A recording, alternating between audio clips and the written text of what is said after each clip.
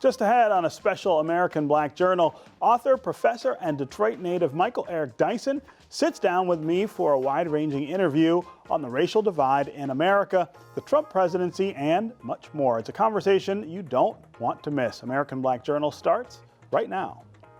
American Black Journal is funded by the W.K. Kellogg Foundation, a partner with communities where children come first. How does diversity bring energy to us all? At DTE Energy, we believe that it's the contributions of all that build great communities. As a company, we grow stronger by welcoming the unique perspectives of everyone. As community members, we support our state's broad culture and heritage. From working closely with women and minority-owned suppliers to embracing our local cultures, DTE Energy is powering diversity. The DTE Energy Foundation is a proud sponsor of Detroit Public Television. Masco Corporation is proud to manufacture innovative and environmentally friendly products for the home. Delta faucets, craft-made in Merillat cabinets, and Behr brand paints have all been designed with you in mind. Masco and its family of companies, serving Michigan communities since 1929. Ford has a long history of honoring the achievements of great men and women. We also recognize that honoring means ensuring their legacies are carried forward. 2018 marks the 50th anniversary of Dr. Martin Luther King Jr.'s assassination. To continue his legacy, Ford is partnering with the King Center and encouraging everyone to perform 50 acts of kindness. Between now and August 28, go to mlk54.org and register your act of kindness. Add Ford in the group name, as Ford will recognize select actions from our Southeast Michigan community. Perform your simple act of kindness, and together we'll carry forward Dr. King's dream of creating a beloved community.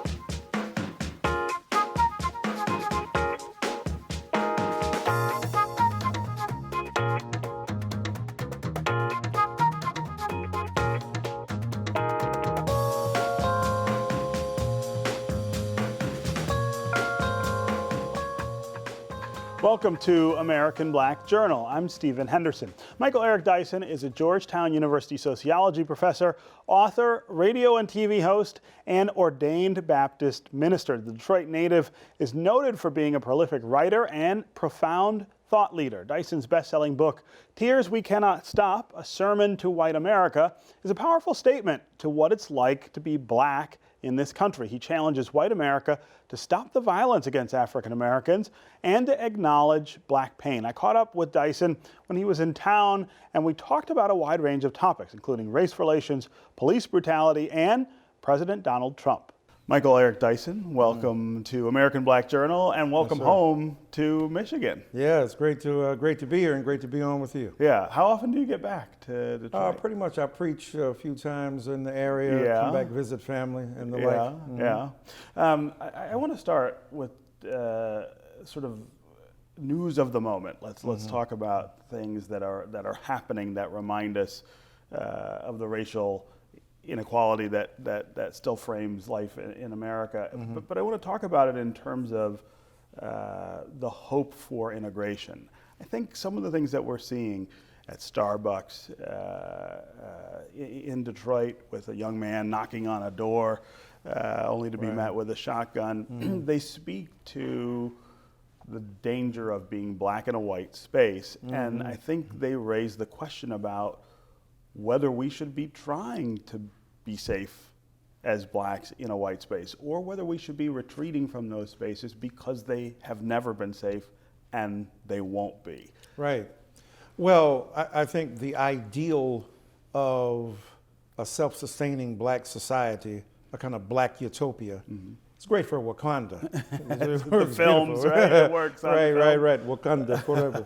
But, it would be tough in the real spaces we occupy not to intersect with, white spaces. Now, when we sustained all black spaces, when we were forced to, when segregation imposed edicts of restriction so that apartheid prevailed, white water fountain, black school, white school, black neighborhoods, white neighborhoods. We have de facto segregation. We have, harshly imposed restraints upon people's mobility, but that's not an ideal situation. When Mr. Gilbert comes in to the inner city, awash with cash and flush with ambition, to retake the skyline of Detroit and so many of its buildings, and to re-territorialize the urban demography of a city like Detroit, then marginal people are pushed further out. It used to be that suburbia was for white folk in Detroit, the collar counties. When I lived through the riot of 1967, and even though that wasn't the only instigating factor, it was one that pushed them out, that is white brothers and sisters, to those collar counties. Black people left in these urban enclaves, and now the opposite is occurring. You know, white folk are rushing back into the city and taking over space and the like, and black people are being pushed out. So there's no safe and stable black space that we can occupy. And it becomes extremely important, therefore, for the spaces we are forced or asked to interact with, right, need to be more friendly. Now, that doesn't mean that we can't find other, like, black shops besides Starbucks, where we won't be faced with that. Black schools, yes, of course. Historically black college and university, Baychella made that apparent. You know, Beyonce probably did more to recruit people to Howard and Spelman and Morehouse than a bunch of United Negro College funds. She's a one-woman Lou Rawls for 50 years. So, you know, we do need to nurture those spaces and contemplatively construct them so that we are shielding our children, our black churches, our black spaces, but even the black churches kind of sanctuary was literally invaded when Obama was president, and Jeremiah Wright had to be held to account for things that a lot of black prophetic preachers would say. Have said, and have said. But now that you've got surveillance, white space intervening on black space, making it unsafe because it is now being, you know, fetishized or, you know, criticized, or it's being surveilled, then, you know, it's very different. So in this age of social media, with Instagram and everybody posting on Twitter and swiping right or left on Tinder, it's tough not to see us holistically integrated, even if we're physically segregated. The body may be segregated, but the spaces we occupy mentally, psychologically, intellectually are not. So we have to work on strengthening our resources in our communities. And we also have to challenge these white spaces to be more hospitable and less hostile. So how do we do that? I mean, it has been forever in this country that struggle to try to make those spaces truly integrated and truly fair. What are we not doing? It's tough. I mean, you know, you fear for your children. You know, women can't go golf in the club that they belong to because they're golfing too slow. Black people can't sit while black in a Starbucks 2 minutes later. They're calling the police. Tamir Rice can't play in the parks in Cleveland because he's murdered literally 2 seconds after the police drive up and shoot him. They jump out of the car and just... I mean, my God. And it's an open carry state. So if he had a gun, why didn't you say, hey, what's the deal? And, you know, so the rules don't apply to us. We can sell loose cigarettes, CDs, we're going to get killed. So it's not what we do, it's who we are. So the fear of blackness is a pervasive fear that this society has not yet grappled with. And it pervades every moment, segment, and nook and cranny of this society. So the things we have to do is to continue to do what we've done best, create nurturing and loving environments in churches, in all black schools, in some black libraries. I mean, when I was coming up in Detroit, you know, the local library, or library as we called it, was predominantly black. Or the Charles Wright Museum was in like a Mobile. And we'd go there and check out books or check out history and so on. Those things are extremely important. The National, you know, the African American Museum in DC, those are hallmarks and benchmarks and symbolic, you know, bearers of the meaning and significance of blackness, but we got to create that stuff wherever we are. Tell our kids that they are meaningful and loving, that they are worthy of being loved, that we must raise them up in a very spiritually significant and psychologically healthy way. And we got to go to bat for them at these schools. I mean, we can't avoid it. The thing is, Martin Luther King Jr. warned about 10 days before he was murdered, before an assembly of rabbis where Abraham Yasha Heschel introduced him as the moral leader of America. He said we have to be careful lest we integrate ourselves out of power. The little stuff we do have control over, if we go for the integration bait and switch, but we ain't already got power established and we give up what we got control over, we're going to integrate ourselves out of power. And in many ways, we've done that. We don't want to retain the old school segregation, imposed segregation. Yeah. Self-segregation is one thing. Forcible segregation is another. It's different. And we didn't have resources and the like. So we got to fight for our own children in our own spaces and create loving and affirming spaces.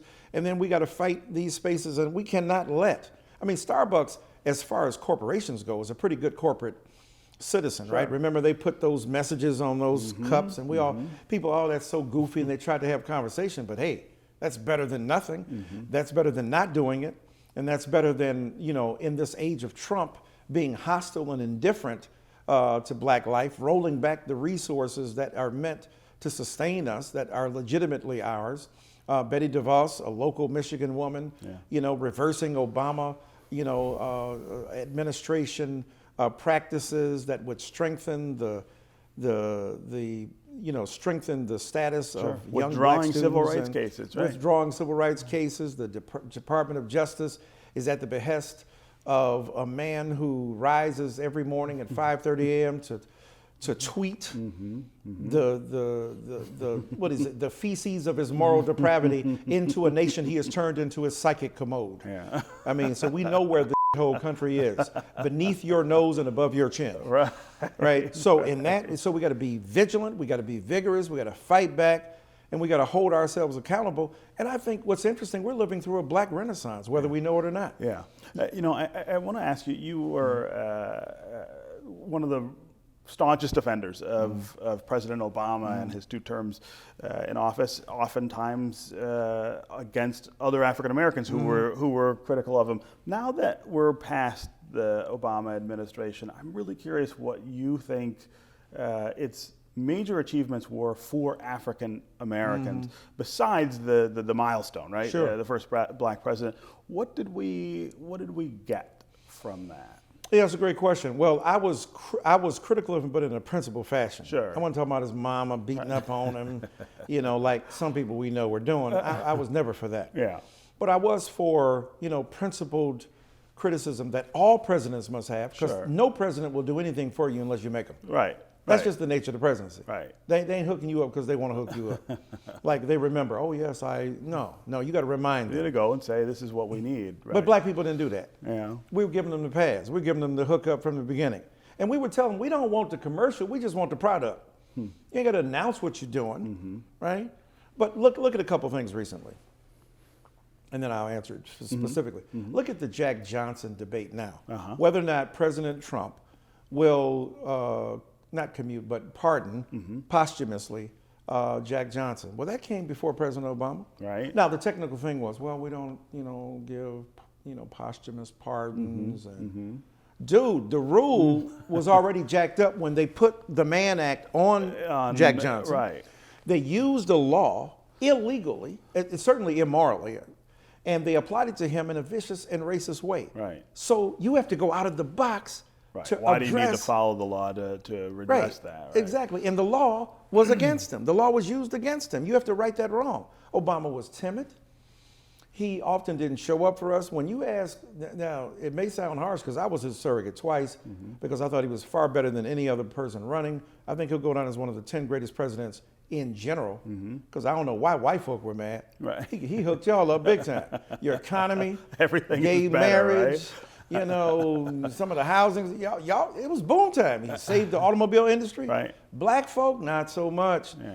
When he came here to take a deserved victory lap in Detroit, he didn't stop up in Flint. Right. Bruh, Flint is 60 miles, 70 miles up the road. Right. And they're facing a crisis. So he was loath and hesitant to be pigeonholed as the black president, to be ghettoized. I get that. But what does that leave? Where does that leave us? We are still black. Right. So when he would often say, I'm not the president of black America, really? Thought you would have headed the NAACP. Thought you had succeeded Wendell Anthony. Right. We didn't know, right, in Detroit, one of the greatest chapters. Right. We didn't know that you were the president of the Of course we did. Sure. But you didn't tell Jewish people, I'm not the Jewish president. You didn't tell Latinos, I'm not the Latino president. You didn't tell Arab, Asian. You didn't say, well, why are you pointing us out then? If we're not any different, why are you making us different? Right. And if our expectations are that you will deal with us, that's anybody. Environmentalists hit him hard. Liberals hit him hard. They were disappointed. The many constituencies demanded something of him because that's what you're supposed to do. Yeah. So really, when you look at it and not giving Trump any grace, maybe black unemployment is so low now because of Obama-era policies. Yes. But he didn't directly address them. And when people asked, can you do something specific? Can you target? No, I don't believe in targeting. I believe in universal application of public policy. Right. I had an argument with him in the East Room, in the East Room, Rockefeller Room, in the White House. 10 of us, Negro leaders. And I said, sir, when you go to the emergency ward, you don't get medicine. If you got a hangnail, you get aspirin. If you got diabetes, you get insulin. And if you got cancer, you get chemotherapy. Right. It needs to be specific. Public policies, like medicines, must be targeted toward the ills they are meant to relieve. Yeah. And so his disinclination, his fatal hesitations and feints and hints really led to a tragic denial of real opportunity for black people in this administration. And ironically enough, I'm still a Baptist preacher. And my Bible tells me if you kick out a demon and you don't put nothing in the demon's place, 7 worse will come into the house. Will come in, right? Yeah. And do it. And Obama, see, here's the thing. You don't want to talk about race? Oh, in America, we're going to talk about race. You may not talk about race, but somebody's going to talk about it. Oh, here's a guy named Donald Trump. Yeah. Nonstop. Nonstop talking about race. So it was unfortunate. Do you see Trump as a reaction to Obama? And I guess the sort of follow-up to that is, what were the things that Obama might have done that might have mitigated that reaction? Well, let's be fair to him. We don't know how much he could have done to mitigate, but there are some things he might have done. Since he is an incrementalist, there's some things he might have incrementally done to make a difference. But yeah, this is what Trump is what white America preferred, and I'm saying in general. We're talking about all white people. But most white people never voted for Obama. Right. People tend to forget that. It was a coalition. African-American people in high percentages, enough white people voted for him also to put him over. But this is what they want instead of the black man. Oh, this is what you want. A highly incompetent, proud to be unmolested by enlightenment, untrammelled by knowledge, untouched by serious insight. Yeah. This is the guy you want? Who you wanted him more than Hillary? You wanted him more than the black guy? You wanted him more than the woman? Yeah. Oh, she's untrustworthy. She's not likable. She ain't trying to be your girlfriend. And is she less likely than this dude? Yeah, right. And what was said about, she had more knowledge in her little pinky finger than this dude had in his entire body. And the vicious sexism against her was mostly unremarked upon. Right. The racism against Obama was acknowledged, but not so much the sexism against her. But beyond that, so the resentment of Obama, the reaction against Obama was certainly to put Trump in office. What might have Obama done? I don't know, talk. Like use one of your greatest gifts. Yeah. It's like having Isaiah Thomas as president, but he can't talk basketball. Magic Johnson is what are you here Secretary for, of State, right? But you can't discuss passes. Allen Iverson, but you can't talk about crossover. Sorry, I'm on basketball. Serena Williams, but you can't talk about a smashing. Right? So it was unfortunate and tragic. One of the reasons he became president is the very reason that he was disappointing to us, right? Yeah. That as a black man, he ain't gonna push white folk too much, not gonna make them too uncomfortable, and I get that. But at the same time, you're doing a disservice to white brothers and sisters too. I don't mean come out Rafiki Wakuumba, and shouting some Swahili and throwing down the darts on them. Right. Maybe the last day you could have done that, or paint the White House red, black, and green, but you did it the rainbow colors on the way out the door. Deuces, I got something for you. Like my man Pac said, I'm done. Right? I didn't expect that, but it might have been the case that he would encourage white Americans to think seriously about race. Look at what he did after Trayvon. Right. First, he was like, the court system is spoken, that's Yeah. the law. Right. We're like, come on, bro, stop playing. And then he says that if I had a son, he'd look like her. I Right, thought right. that was one of the most Affirming, empathetic yeah, things, but but here's the thing. they jumped all over him for that. But see, here's the thing about black people. They jumped on him for everything. It ain't like, oh, they jumped on him for a tan suit. Yeah, right. They jumped on him for breathing. Yeah. Why are you breathing today, Obama? Right? They jumped on him on every issue. Why is it that race is the only issue about which we're so sensitive Yeah. that they talked about him when he was talking about the Iran deal? When he talked about the red line drawn in the sand with Syria, they jumped on him when he was talking about going to school to deliver lessons to kids. Yeah. In other words, everything he did was controversial. So why back up on our interests? And we Right. happen to be American citizens. I don't know if the last time he checked, you may not be the president of Black America, but you're the president of Black Americans. Right. That's we, right. we ain't in no other country here, bro. Right. And we have been more committed to this country than anybody. You know, isn't it interesting that many white people support the Confederate flag, even here in Michigan, with its racists, you know, hinterlands, juxtaposed to this enclave of blackness in Detroit? I mean, so you're celebrating a flag that is really the emblem of secession, which is tyranny and disloyalty. Right. That's the flag being embraced. Right. They were infidels. Yeah. I mean, straight up infidels, and yet we have been loyal to this nation, and it's tough. Now let's admit it. It is hard to talk race with white brothers and sisters. I'm sure they're in a tough position. Geez, I don't know what to say. If I say something, I'm not going to sound like Jiminy Cricket. I'm going to sound like a racist. I'll just keep my damn mouth shut. I get that. So we can't pounce on them and stuff, but we got to say, but you got to talk up now. You got to engage. The stuff you say behind our backs, maybe say a little bit of that more to our face. Right. If you don't, but be honest about it. Your cousin Jethro, your uncle Bobo, you know what they're saying. Yeah. You mad at affirmative action. You know these illiterate white people who have gotten jobs, and illiterate black people who have not. Who don't. You know, and if affirmative action in the white mindset means you getting some stuff you don't deserve, which is not what the meaning of affirmative action is. Of course not. But if that's the case, don't ever complain again with this man as president. Right. This is the most manifestly, patently incompetent human being Yeah. ever to occupy the presidency of the United States of America. We got to issue a letter of apology to George Bush. Dear George, we thought you were the dumbest guy you've been ever. surpassed. Oh my God, you look like a Mensa Society member.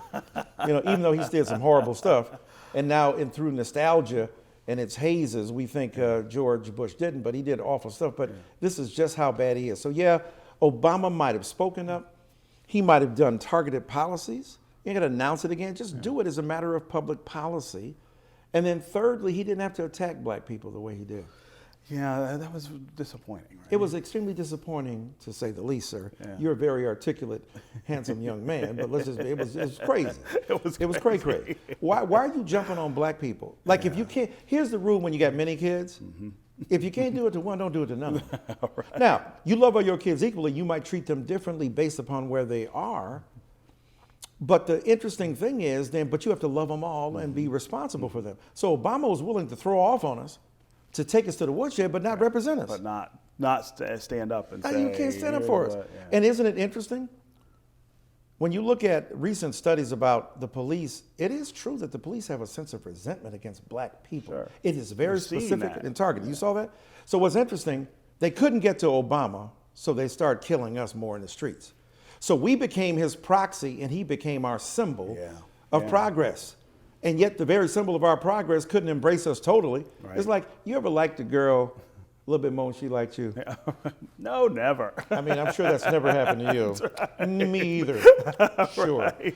So you like the girl a little bit more, and then you gonna do stuff for her, and and it's hard unless you Jesus to not abuse somebody, right? You that's just the nature of the game. You go like, I don't really want to take advantage of you, but you got $15 extra. Right. I ain't gonna check for you, but what you doing this weekend? If you got some money, take us to the movies. Right. So that's what Black America did with Obama. And you can see my entire interview with Michael Eric Dyson at AmericanBlackJournal.org. His next book, What Truth Sounds Like, debuts this week. That's our program for today. Thanks for watching. Make sure to connect with us on Facebook and on Twitter, and we'll see you next time. As American Black Journal looks ahead at the next 50 years, we want to hear from you, the viewers. Tell us what you think of this program and what you'd like to see on future episodes. Visit AmericanBlackJournal.org to take a quick survey and share your opinion. Thank you.